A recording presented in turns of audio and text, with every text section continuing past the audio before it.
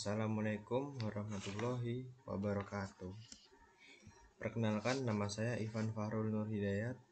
NPM saya 22430021. Di sini saya akan mempresentasikan materi dari blockchain.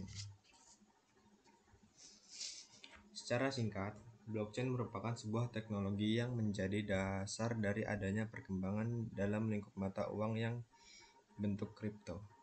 Biasanya dicontohkan dengan wujud paling populer seperti Bitcoin, Ethereum, dan bentuk kripto lainnya yang sejenisnya.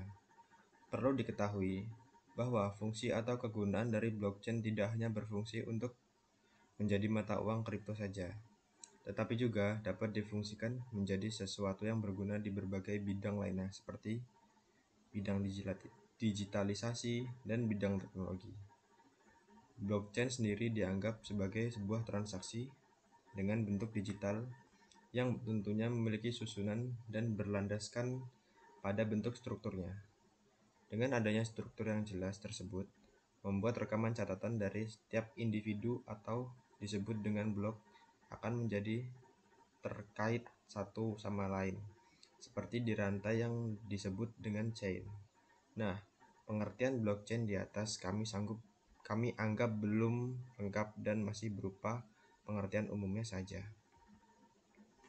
Pengertian blockchain. Blockchain merupakan kumpulan dari berbagai catatan data yang diolah atau diproses oleh sebuah kumpulan komputer yang di dalamnya tidak terkandung suatu atau sama sekali entitas apapun. Sekelompok blok data atau catatan data tersebut diberikan sebuah pengaman dan diikat menjadi satu dengan memanfaatkan penerapan prinsip dari kriptografi tersebut. Teknologi blockchain tidak dipungut biaya transaksi apapun, termasuk dengan biaya infrastruktur.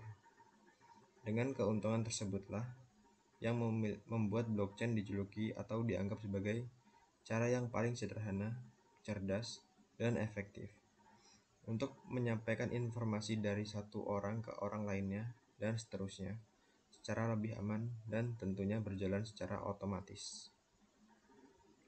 Sejarah singkat blockchain.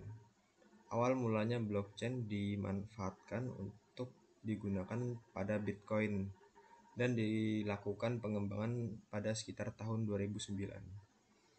Pengembangan blockchain dilakukan oleh seorang Jepang yang bernama Satoshi Nakamoto. Berbeda dengan uang yang dihasilkan oleh sebuah bank sentral yang masih berbentuk uang tradisional. Keberadaan dari Bitcoin ini sedikit berbeda, di mana Bitcoin tidak memiliki sebuah kekuasaan atau otoritas sentral serta tidak memiliki pihak yang bekerja untuk mengontrolnya. Daripada bergantung sepenuhnya dengan kekuasaan pusat dalam hal pengawasan, memperoleh verifikasi, serta menyetujui permohonan transaksi, serta untuk mengolah pemasukan uang, Bitcoin lebih memilih diaktifkan menggunakan jaringan dengan koneksi peer-to-peer. 3 asas blockchain. Yang pertama, asas decentralization atau desentralisasi.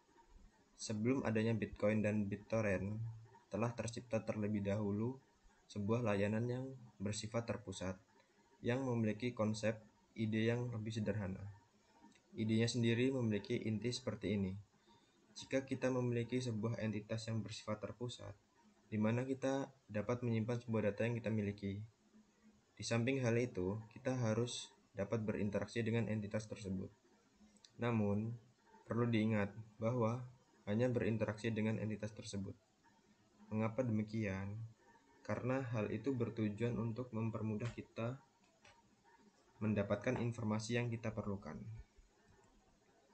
Yang kedua, asas transparansi atau transparan. Asas atau konsep satu ini menjadi asas yang paling menarik, karena sebagian besar orang sering salah paham dalam memahami asas yang satu ini. Sebagian besar orang menilai bahwa blockchain memberikan mereka sebuah privasi, lalu sebagiannya lainnya menyebutnya dengan memberikan sebuah transparansi. Yang ketiga, asas immutability atau keabadian dan kekekalan.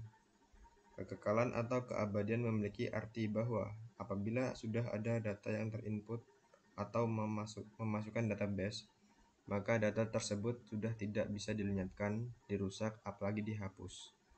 Adanya asas seperti ini tentunya harus meletakkan perhatian yang ekstra dalam memasukkan data ke blockchain.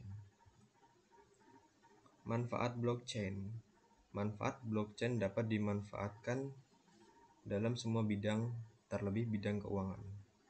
Hal ini dikarenakan blockchain selalu diibaratkan dengan buku uang kas yang berwujud digital, yang hanya memiliki kelebihan yang dapat diakses dan dikunjungi oleh siapapun, kemanapun, dan kapanpun dengan cara yang sangat mudah, tanpa harus meminta izin persetujuan ke lembaga keuangan seperti bank. Blockchain juga dapat dimanfaatkan dalam bidang finansial dengan bukti pada tahun 2018. McKinsey pernah membuat tabel peluang khusus blockchain yang dapat memberikan gambaran mengenai peluang dari blockchain untuk berbagai bidang lainnya, seperti bidang media, properti, telekomunikasi, medis, pertanian, dan masih banyak lagi. Sekian presentasi kali ini. Maaf apabila ada salah kata yang saya ucapkan. Terima kasih. Wassalamualaikum warahmatullahi wabarakatuh.